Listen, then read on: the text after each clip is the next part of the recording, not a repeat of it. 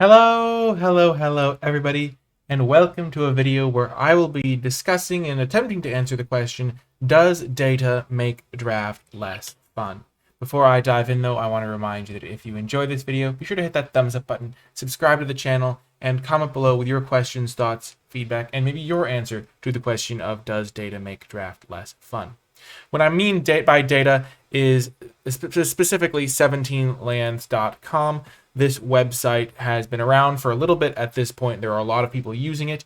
And what it does is it tracks your data and then it amalgamates the data from all of the people who are using the site. So there's a large sample size of games so that they can track card data, deck data, and data about the format in general. So this is like the homepage for the site. But if you go to the analytics part of the site, it really has a lot of this sort of information that could potentially be interesting to look at. So something like which two color decks are performing the best in terms of their win rates in Crimson Vow. If you scroll all the way to the bottom, you can see that users of the site have a 55% win rate. So generally, pretty good players are using this site.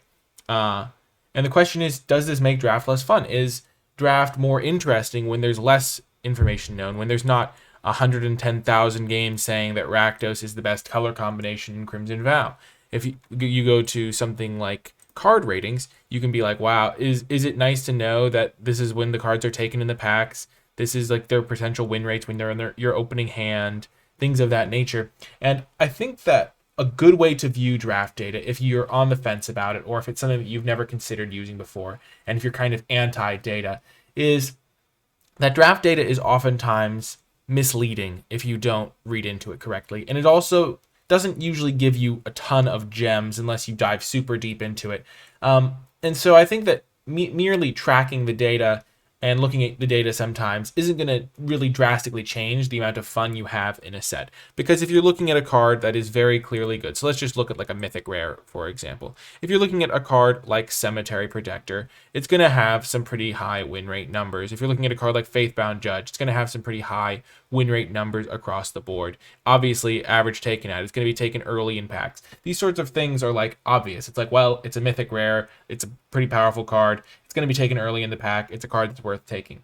The really interesting and I think kind of beneficial way that this comes into play is the data can sometimes serve as like a friend that has played a lot of games that you can like bounce ideas off of. So you may be like, well, I'm looking at the blue cards, I'm looking at the commons, and I really want to know, is Chill of the Grave a good card?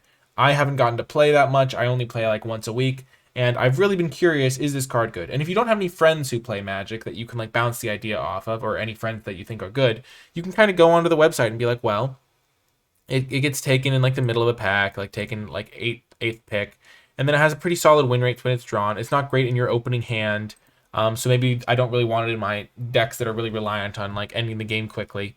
But like you get a lot of extra information about the card that you wouldn't have had access to were this site not to exist and were this resource not to exist. Which I think is kind of nice. It's cool that you have access to information. You can kind of try to leverage a different part of your mind, but then again, you're not really getting a tremendous benefit from this data a lot of the time because it's not going to tell you anything that isn't stuff you could figure out on your own, generally speaking. If you played enough, you would pretty much figure out all of this stuff anyway. It's just giving you some sample size stuff where it's like, well, I haven't played a ton. I want to bounce my idea off of somebody, but nobody I know plays a lot. So here's somewhere I can bounce my ideas off of. Here's a way I can get a general sense of the format as a whole. And I think that that's really interesting. And it's kind of cool because a lot of Magic players like to like maximize their little edges and that sort of thing. Where it does become less fun is if you use it incorrectly. And I think that there are some people who for some reason they gravitate towards like one specific stat. And generally the stat that gets gravitated towards is the games in hand win rate, because that's like the closest that the site has to this is the power level of the card within the set.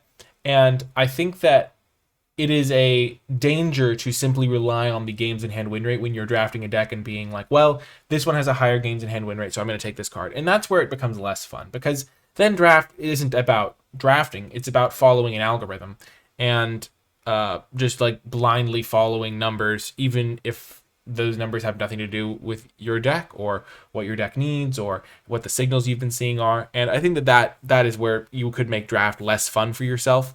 And so if you are worried about the data and you think you're the sort of person that would do that, then you probably shouldn't be looking at the data, because it's not going to be very fun to simply follow an algorithm and that sort of thing. Another way that it can make draft less fun is if you go to the account section and like the My Data section, it will show you all of your drafts. Now, mine are kind of public anyway because I post most of mine as draft videos and things like that, but it will show you like your specific win rate. So like of the games that have been recorded on 17 lands, these are like my win rates. The win rates are kind of skewy because sometimes it doesn't record all of your games and things like that.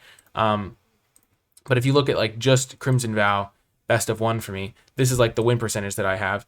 And one thing that can do is it can make you feel kind of nervous or feel extra bad when you lose a game, because you're like, wow, that's going to be on my stat line forever. Whereas normally when you lose a game, it's like, well, I lost, it's going to go on to the next draft. But sometimes if you're in a certain mental space, you're like, wow, I really care about this trophy count and it's really going to stick with me. Even though rank doesn't really matter in MTG Arena, you don't get like a big reward for coming at top of the ladder or anything like that.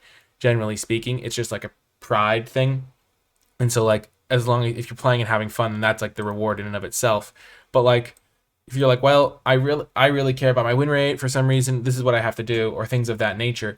But it can be really interesting to like track your data or things like that. But when you start thinking, wow, I lost this game that I really could have won, now my win percentage number is going to drop by a small percentage point. And then there's even like a leaderboard feature where you can like compare yourself to your friends and be like, or other drafters that you know about. So like I have collaborated with Corticals before, I've collaborated with Beers SC before. Like these are people that I'm like aware of who they are, they know who I am, and it's like, oh, you just like, oh, I really want to compare myself, and using the data to do that can make draft less fun, because it's not really fun to compare yourself to others in this sort of sense. I mean, everyone's on their own little journey. Everyone's getting better in their own ways. Not everyone is equal skill level. Not everyone dedicates the same amount of time to these sorts of things. And there's also variance involved, or just sometimes things click, or it's okay to just not be as good at a specific draft format, or even draft in general, as some other players. But it's really easy to be like, well, these are the other people I compare myself to, and I guess I'm not good enough to be playing. And those are or I'm not good enough, or things like that. And so I think the My Data section can really throw a wrench in things sometimes, where it's like, it's not necessarily fun to compare your data to others all the time. I don't really necessarily look at this section all that much, because it kind of makes me feel like, oh gosh, I really have to perform well so I can have a high win percentage so that I have some credibility. But that doesn't, like, win percentage isn't always going to be a reflection of skill, because sometimes you might just do something totally wacky, go 0-3, and it just like messes with your win percentage numbers. They don't really matter. So if that's something that has been keeping you off of a site like this, I think that's something that you shouldn't worry about as much. It's also really cool that you have access to all of the stuff, where if you do have friends that you can bounce ideas off of, you can like go back through a draft log and be like, wow, what do you think of this? I mean, I kind of get that sort of feedback on all of my drafts, because I post pretty much every draft that I do to YouTube, and the YouTube comments are nice enough to give me some feedback on my drafts, generally speaking, like that. But if you don't have access to that, and you just have a friend that you want to share your draft with, it's really cool that you have access to these logs, and so that can make it more fun. It's more of a collaborative experience then. So yeah, in summary, I think that if you're using draft data as like kind of a friend that's played a lot of games that you can like bounce ideas off of, that's a great way to use it, and it can make draft more fun, even because you're like, wow, I was curious about this card. It's looking, my friend, the data is telling me it's really good. I'm super excited to try it out now. Or I kind of think this card's bad, and my friend tells me that I was right, so that's kind of cool.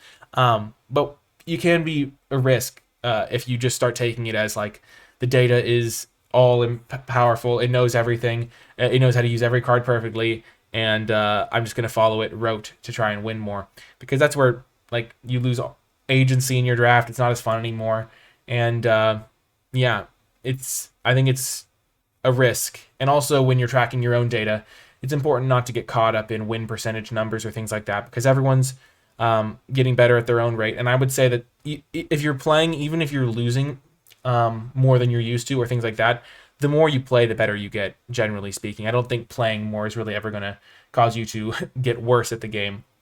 And so don't let the data tracking hurt your spirits or things of that nature, because everyone's getting better and everyone's gonna have be able to have fun playing the cards. And yeah, it's a great little tool to have access to if you're interested in figuring out how it works. It's called 17lands.com, and it does provide some interesting information.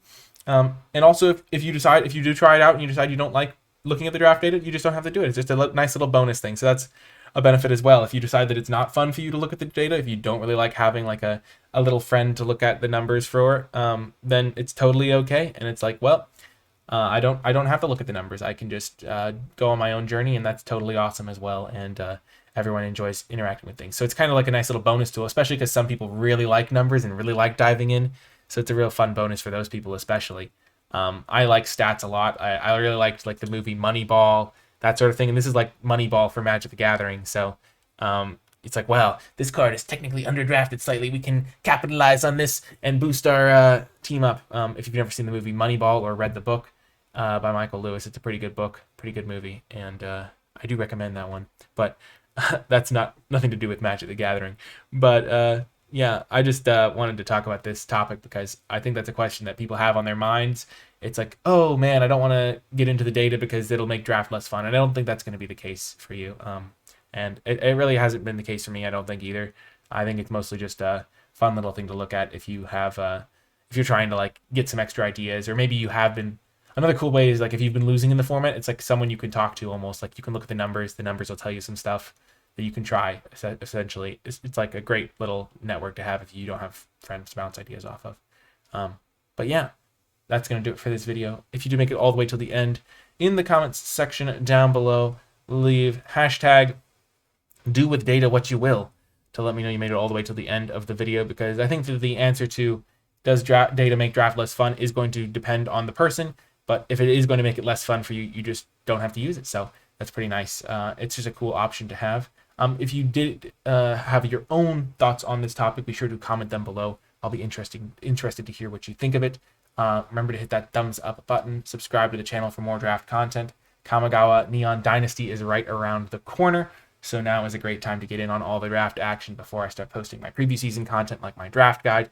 And if you would like to gain access to my card-by-card grade spreadsheet for Kamigawa Neon Dynasty, that's one of the cool things that you can do on this site. You can make tier lists. You can make card tier lists, and I do that for every Magic the Gathering set, and I update it over time. So if you're interested in seeing my card tier list for Kamigawa Neon Dynasty, consider becoming a NicolaiBolas patron. Patreon.com/NicolaiBolas, linked in the description. You gain access to my tier list and other cool rewards, and it's only a couple bucks a month, and it really does help me continue to make these videos.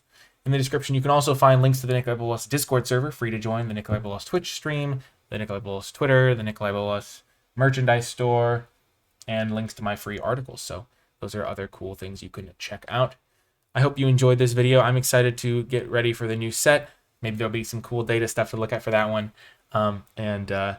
If you're into that sort of thing, maybe you'll find the next secret best card using the data yourself. So that is going to do it for this one. I hope you enjoyed it, and I will talk to you next time.